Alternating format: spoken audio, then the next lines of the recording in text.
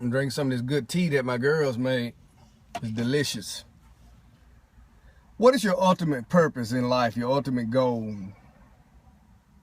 I think if you learn what your ultimate purpose and your ultimate goal is in life, then you can rearrange your priorities in the order that they should go and not in the order in which we put things sometimes.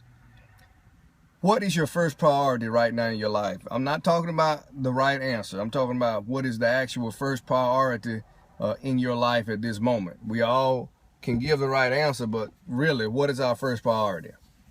Okay, you may say God, but is God really your first priority? Where are you on Sunday mornings when it's time to worship God? What is your prayer life like? Do you pray a lot?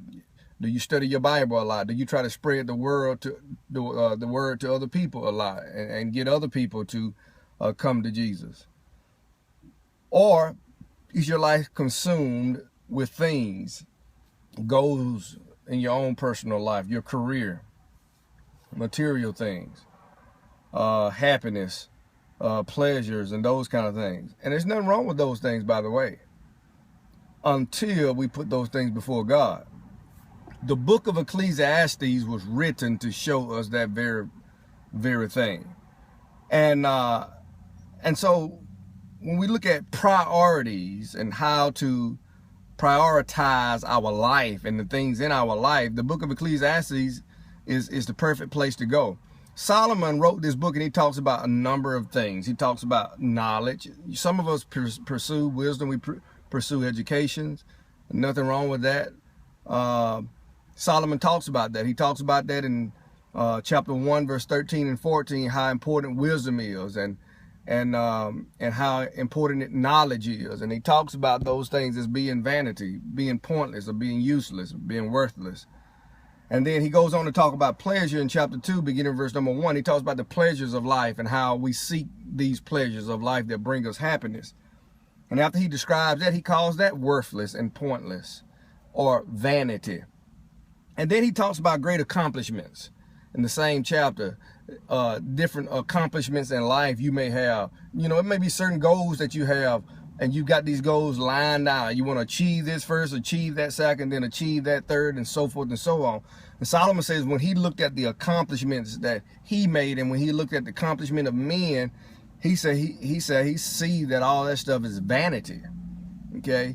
And you can go on through the book of Ecclesiastes finding all these different things in life that Solomon was able to experience and that he was able to see in the life of other people. He concluded all that stuff is worthless and pointless. Even about relationships that we have. That stuff is pointless.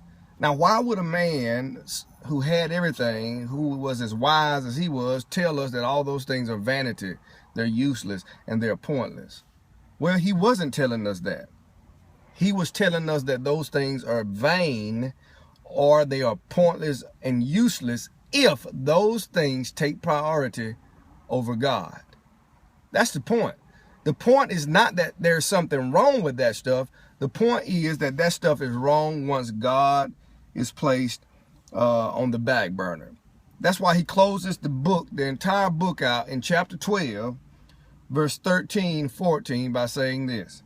The conclusion, when all has been heard, is fear God, keep his commandments, because this applies to every person. This is the whole of man, the whole duty of man. Solomon says as he looked at his life and as he looked at the life of people around him, the conclusion to everything, that the first priority should be fear God and keep his commandments. If you don't fear God and keep his commandments, everything else you do in life is pointless. So I want to encourage you, bring a little meaning to your life by making sure God stays first and foremost in it.